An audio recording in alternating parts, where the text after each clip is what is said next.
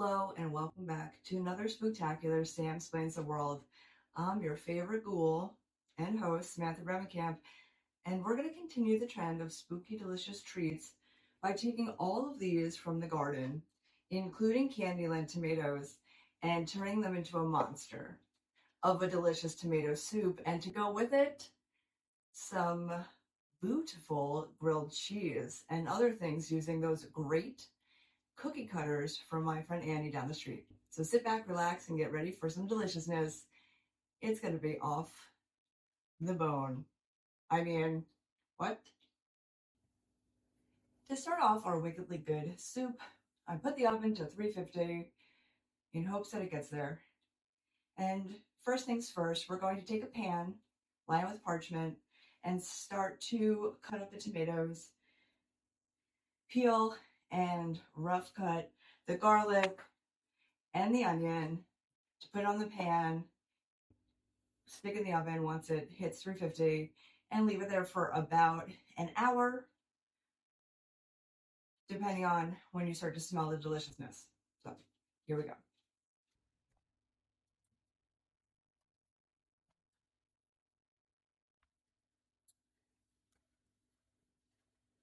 We're going to use a nice giant yellow onion for this. I am partial to sweet onions. I really don't like red onions. And really, the only kind of onion I like is the one that gets like caramelized, because onions are potent in my experience. For me specifically, the onion taste, flavor, and smell never leaves. So my partner orders pizza and gets onion on it, I know that we're going to be smelling that onion for the remainder of time until the pizza box and everything finally get removed from the premises, because I'm super sensitive to that. But if you're not, cool. Just ignore my whining about onions being stinky. You're going to use, by the way, the whole onion, as well as a whole head of garlic. So about at least 6 giant cloves of garlic. So, ooh. If the inside of your onion looks gross, cut that off. You don't have to worry if a chunk of it's not going to be in. Just for safety. Okay. Oh, it's the inner one. Layers, player. Tiramisu. Okay. No wonder it was so potent. Now we're just going to do some rough chopping.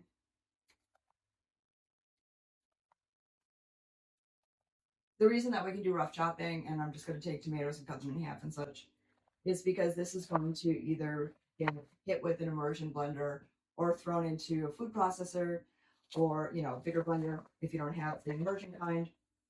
So it doesn't need to be teeny tiny fine chopped. Because with the blender, you're able to make it as smooth as you want. I'm not going to do chunky soup. For this, I'm going to make it super smooth, because that's my preference. Let me get the pan, throw these bad boys on it.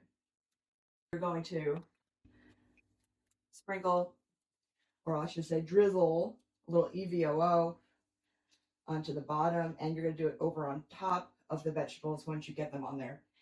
If you have friends or partners that don't like vegetables, this is a chance to, but they love, like, cheese and soup.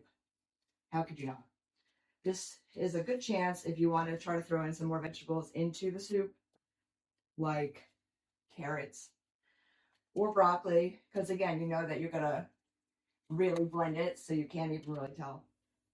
But in our household, we eat vegetables, so I don't need to hide anything. Because we're cool like that. We just love food. All right, onion done. Now to the garlic. My quick way of doing it to get the skin off is to do exactly what I'm doing, taking the broad side of a big fat knife and just smushing it down. You hear the crunch, and that's really it breaking away from its jacket. This isn't a black tie affair, despite the outfit I'm wearing. So no one needs to wear a jacket for this dinner or lunch or breakfast if you like breakfast soup. Be a new trend we started for us. Okay. And now we get super personal with the garlic and take off its jacket. And yes, even for the garlic, we're going to do rough chop because it's going to get blended. So we don't have to fuss about silly things like finely chopping anything for this. One thing I won't be chopping the Candylands. I'm just going to stick right on the pan with everything else. They're already so tiny. You absolutely do not need to cut them in half. You can, but I feel like I would be driven mad because they're tiny and that would take 500 years. And I only have 4. So what can you do?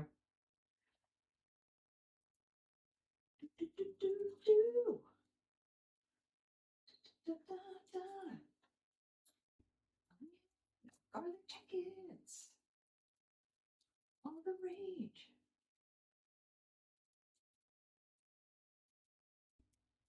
You can also add things like shallots.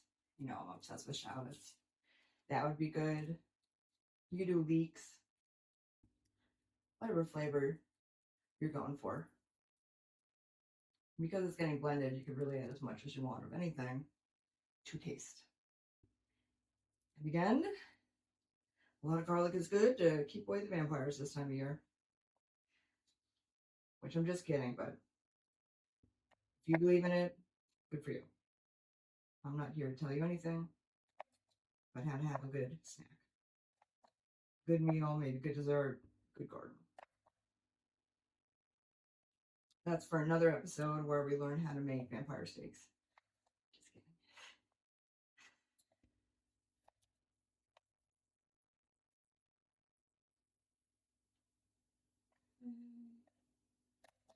Right.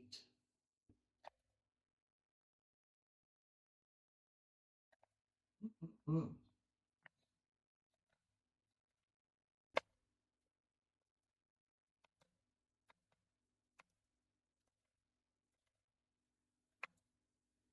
All right, that's it. Boop. Sprinkle that on the pan. Make sure everybody gets a little room.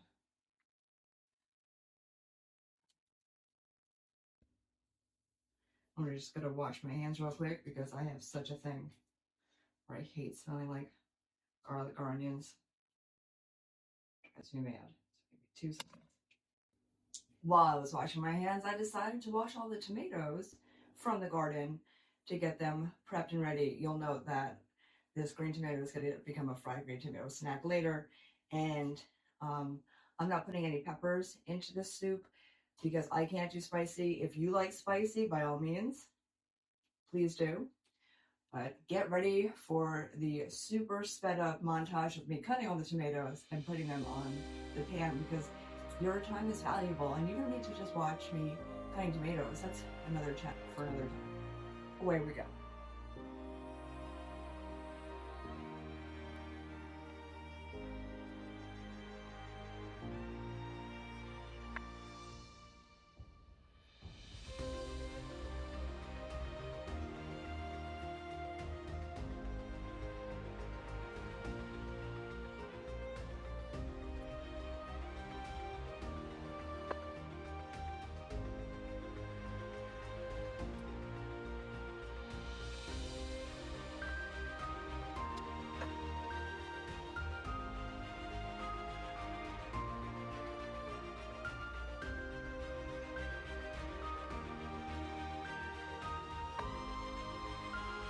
Now I'm going to take more of this. I'm going to drizzle on top. In fact, first, I'm going to even this out a little bit because I overwhelmed this side. And had to start a whole second section. Always put out the hard stem core because it's not tasty.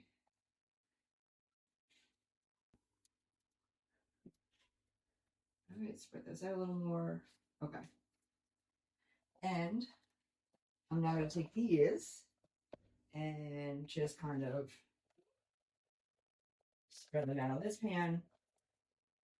I'm going to take off some of their hats if the hats made it onto the dish.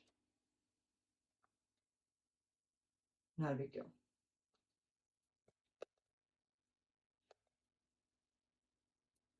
Oh, going the wrong way. There we go. I picked all of these this morning because there's so many. And I'm like, you know, it'll be really good in this tomato soup. All of the Candylands that are now exploding.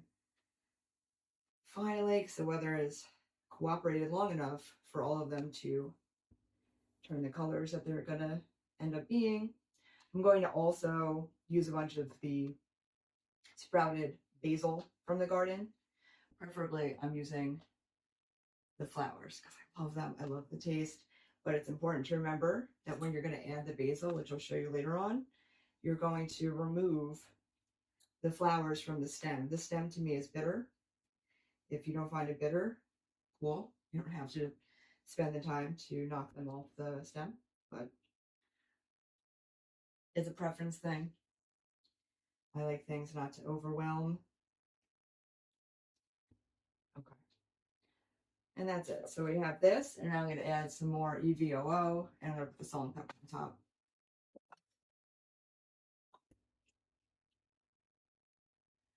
Making tomato soup at home is super easy, especially if you have the garden that's like overabundant with things and you're looking for ways to change it up because you're getting sick of tomato sauce. I know. How could anybody get sick of tomato sauce? Is beyond me. But it is nice to change it up, and I love grilled cheese. If you love grilled cheese, then this is for you. Last but not least, I'm going to add some pepper. All right, my friend. May all your roasting dreams come true. Okay. Now, these trays will be put in the oven. The oven has already gone ding, and it's at 350 as I need it, and as you would need it should you be trying any of this. Take a break, meet me back here. So while we're waiting for the tomatoes and onions and garlic to roast in the oven, because remember, about an hour, we're going to start to assemble our Ghostbusters.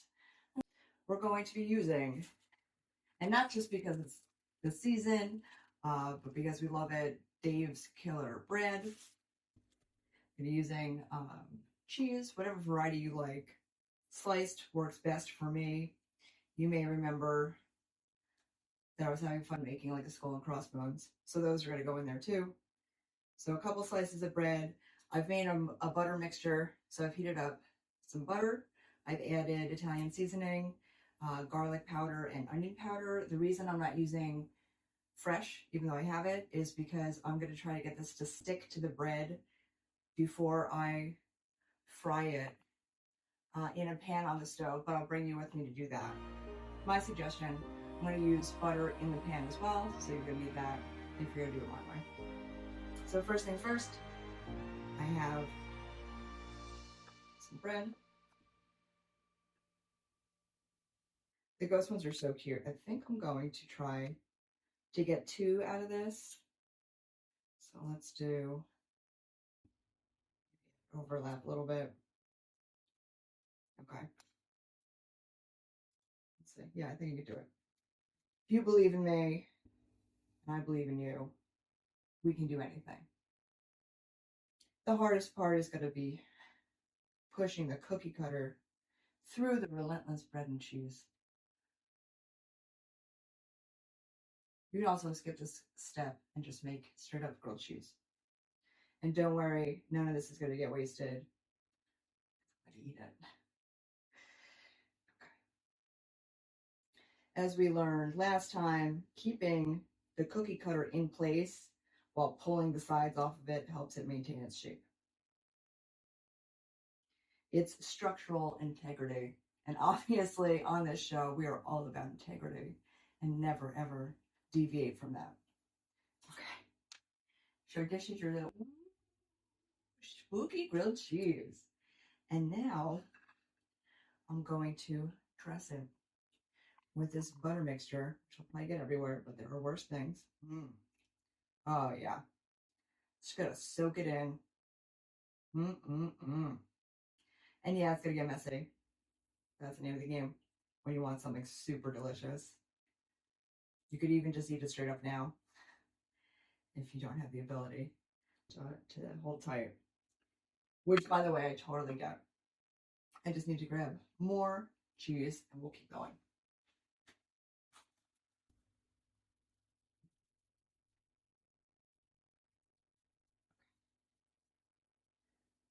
Yeah. If you do it this way, you're able to get, well, it depends on the size of your cookie cutter, obviously. But for the size that I'm using, thanks to Annie down the street, I was able to get two toasty ghosties out of this bread cheese combination. Delicious, delicious, delicious. Nom, nom, nom, nom, nom. Nom, nom, nom, nom, nom. Now remember, I'm not wasting any of that food. But just think how cute this would be if you had some friends over, or if you have kids or adults that are, in love with whimsy, which how could you not be? But if you're not, that's fine. How'd you find the show? I'll never know. And then we dress up the future grilled cheese ghosty. Just smells so good. And so obviously after you make as many of these as you want, make sure to pile them up on a plate and then get them over to get ready to get fried. Well, hey, thanks for following me over here to the stove. On top, we have our pan heating up. I use a whole stick of butter because I can. I'm going to grab one of my favorite tools in the kitchen. If you've followed me before, you know. I won't sing the song, but now you definitely have it stuck in your head. And I have my little ghosty grilled cheeses that have been dressed to impress and are ready to go get nice and toasty. The oven is still going, roasting our vegetables. I don't smell them yet. About half an hour to go on that. Which is perfect timing for us to start toasting. Okay, I'm going to turn it up a little bit now that you guys are watching so I can show you how it's done. Start placing them in. And it all depends on how big your cookie cutters are. If you have little ones, and these are going to turn out to be more like crouton shaped, that's fine. Or I should say crouton size, that's totally fine. But I did 6 of these cute little ghost grilled cheeses for me and my super handsome partner because we're going to be housing these with the soup. So make as many or as little as you want, depending on how many people you're feeding. If you're making 6 just for you, I'm impressed. If you're making 1 just for you, good for you. You know, how hungry are you? I don't know. That's between you and your tummy.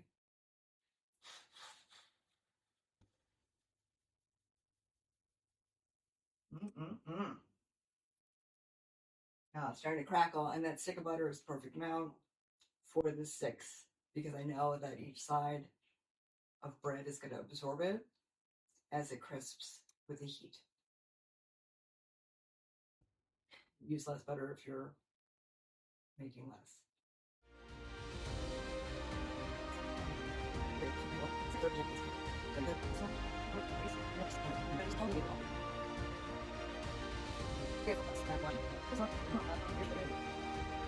to get a little messy because it's grilled cheese. And that is the name of the grilled cheese game. Messy and delicious. Okay. Now, I'm not sure what type of grilled cheese maker you are. If you're a master of disaster or a novice, this is also up to you. But I'm going to start putting slight pressure because I want the inside to get nice and gooey. So just very gently applying pressure, just like in real life. Put too much pressure, it'll get destroyed. But just the right amount.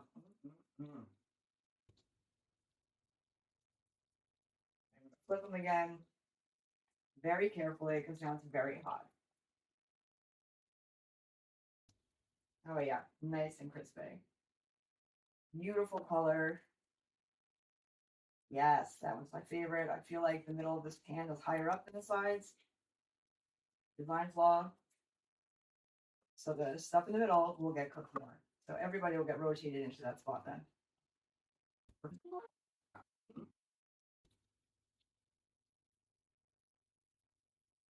This is a perfect brown color for me. You can have a different opinion. You're entitled to it. Good for you. It's gonna be so delicious. All right, the one that's super cooked down in the middle. Next one's up. Hopefully your pan is not built the same way as mine, but if it is, you know what to do. We'll rotate the ghosts. Give them a little spooky rhythm dance.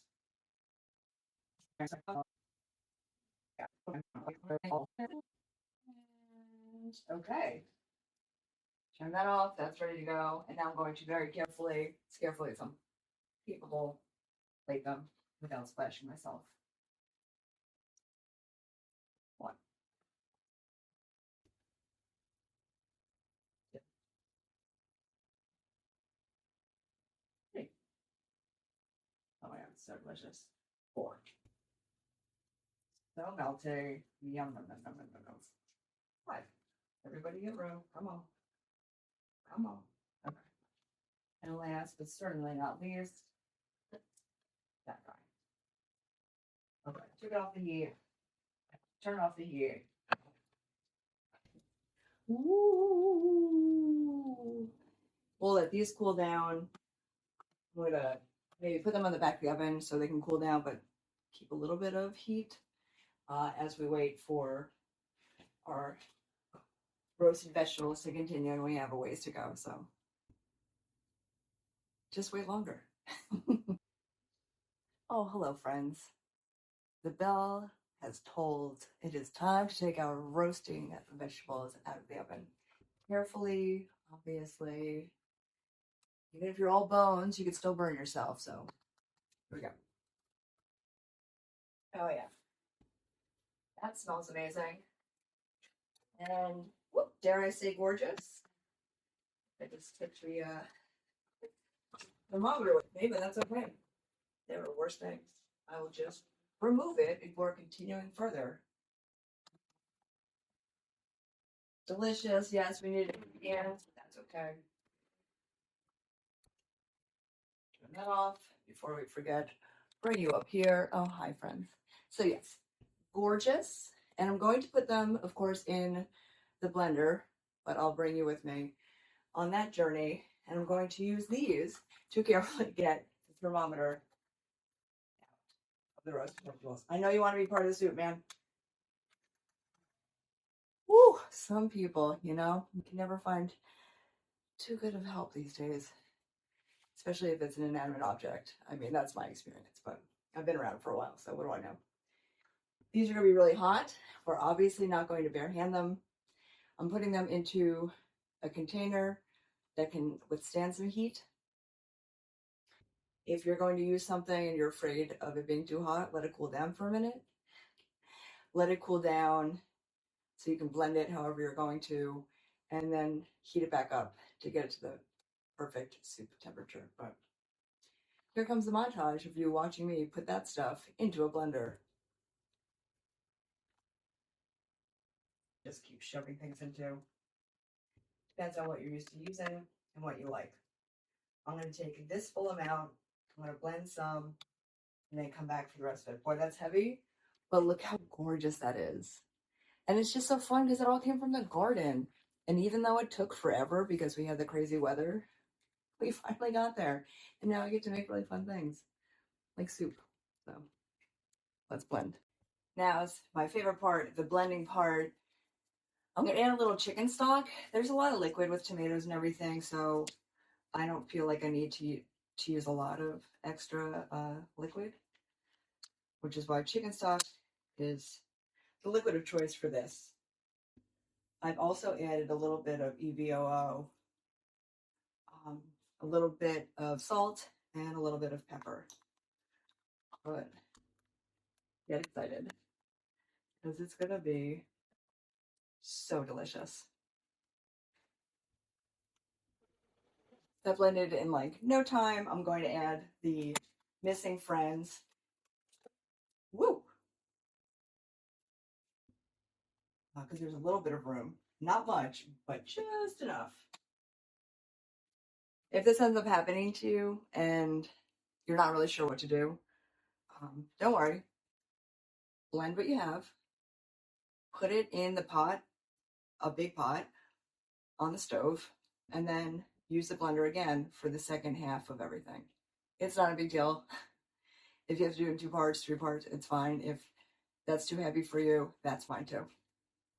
Now I've taken everything from the blender and put it right into a giant pot. I'm going to cook it down just a little bit because I love the consistency, and it's going to be absolutely scrumptious dipping the ghost into it. But I am going to add a couple of things right now to add some more flavor. Remember I mentioned I'm going to add the flowers from the basil. Not just great for collecting the seeds if you want to grow basil next year without having to pay for it, but I just am obsessed with the flavor they add and the pop of color. Love the shape.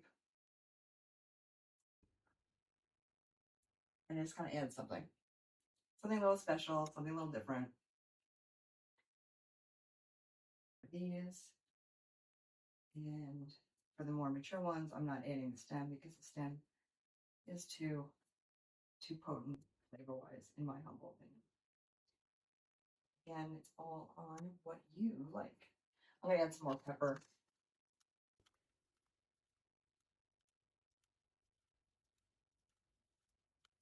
It'll really counteract the sweetness of the garden grown tomatoes and all the different varieties.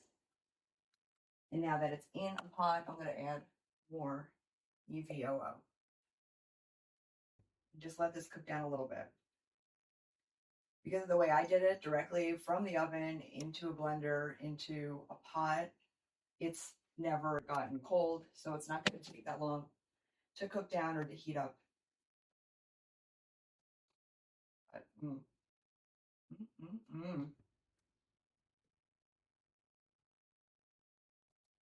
so good. That.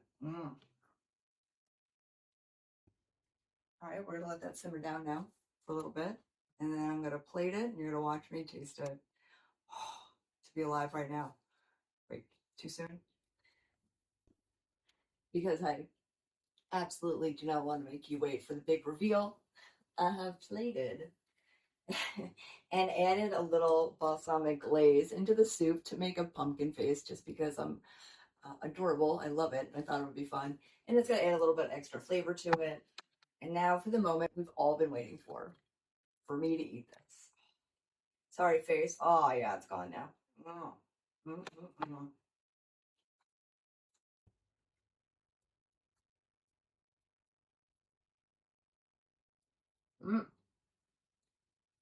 I highly recommend adding the glaze to make a fun face, but also because the flavor dynamics added to this. Holy heck.